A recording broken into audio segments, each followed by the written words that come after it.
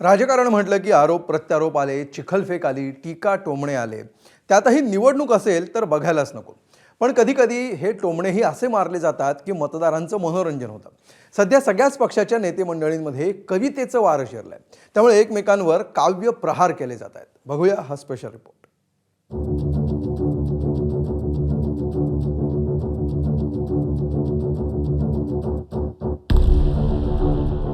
महापालिका निवडणुकांची घोषणा झाली आणि अनेक नेत्यांना स्वतःमध्ये दडलेल्या कवींची आठवण झाली. इलेक्शन मोडमध्ये असल्यामुळे नेत्यांची काव्य प्रतिभा देखील राजकीय टोले टोमणे मारण्यासाठीच खर्ची होती. सांस्कृतिक मंत्री आशिष शेलार हे सोशल मीडियावरचे जुने जाणते कवी. सध्या ठाकरे बंधूंच्या युतीसाठी सुरू असलेली लगबग पाहून आशिष शेलारांना चाफा आठवला. शिवतीर्थावरील चाफा. चाफा बोलेना, चाफा चालेना, चाफा खंत करी काही केल्या फुलेना. गेले संजय राऊत घरी, म्हटली मैत्रीची गाणी.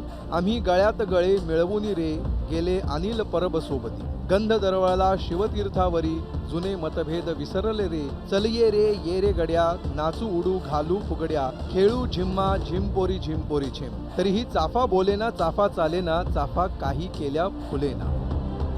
मनसेचे मुंबई अध्यक्ष संदीप देशपांडेंनी देखील स्वतःमधल्या कवीला चॅलेंज दिलं आणि शेलारांच्या कवितेतला चाफा खुंटण्याचा चंग बांधला.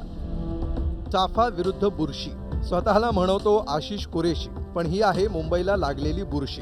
नावात आहे शेलार, पण हा आहे बोगस मतदानातून निवडून आलेला झोलार. झोलार झोलार. कविता साभार परत. आता हे काव्ययुद्ध चांगलंच भडकलं. शेलारांनी कविता टाईप करण्यासाठी मोबाईल हातात घेतला. स्वतः केलेली कामे दुर्बीण लावून स्वतः शोधत आहेत. घरोघरी जाऊन पॉकेटबुक वाटत आहेत. करून दाखवलंचे गाताय जर गाणे.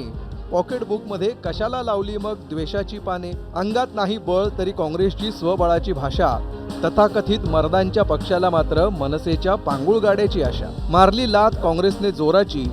आता उभे राष्ट्रवादी शपच्या दारात पसरून पदर. म्हणून आम्ही सांगत होतो, करा सदैव हिंदुत्वाची कदर. यांनी काय केले, सजवली याकूब मेमनची कबर. ज्यांच्या जगण्यात उरला नाही भगवान राम. महायुतीला अंगावर शिंगावर घेणारे ठाकरेंच्या शिवसेनेतले अंबादास दानवे सध्या फॉर्मात आहेत. काट्यानं काटा काढायचा असतो म्हणून दानवेंनी देखील कवितेचं उत्तर कवितेतूनच देणं पसंत केलं. दुसऱ्याच्या कामावर आयत्या रेघोट्या मारत आहेत. उद्योजकांच्या दलालीची दुकाने मुंबईत थाटत आहेत. करून दाखवलं या शब्दाने तुम्हाला लागलाय अंगार. ठाकरेंच्या भीतीपोटी करतायत नकलीपणाचा शृंगार. मुंबईचे पैसे उडवून तरी मुंबईकर मतांची आशा. राज्य कर्जबाजारी करणारे करतायत मुंबई वाचवण्याची भाषा. हिंदी भाषा लादणारे ओढून बसलेत मराठीची चादर. आता हे ढोंगी शिकवणार ठाकरेंना हिंदुत्वाचा गजर. सिकंदर बख्त, आरिफ बेग ज्यांचे संस्थापक नेते अधूनमधून देशभक्तीचे सर्टिफिकेट वाटण्याचे खास त्यांना येते. जसजशी निवडणूक जवळ येईल तसं आपल्याला अनेक राजकीय कवींचं दर्शन घडणार आहे. मात्र 16 जानेवारी नंतर कोण विजय गीत गाणार आणि कोण पराभवाचं रडगाणं गाणार हे पाहावं लागेल. ब्युरो रिपोर्ट, एबीपी माझा, मुंबई. एबीपी माझा, उघडा डोळे बघा नीट.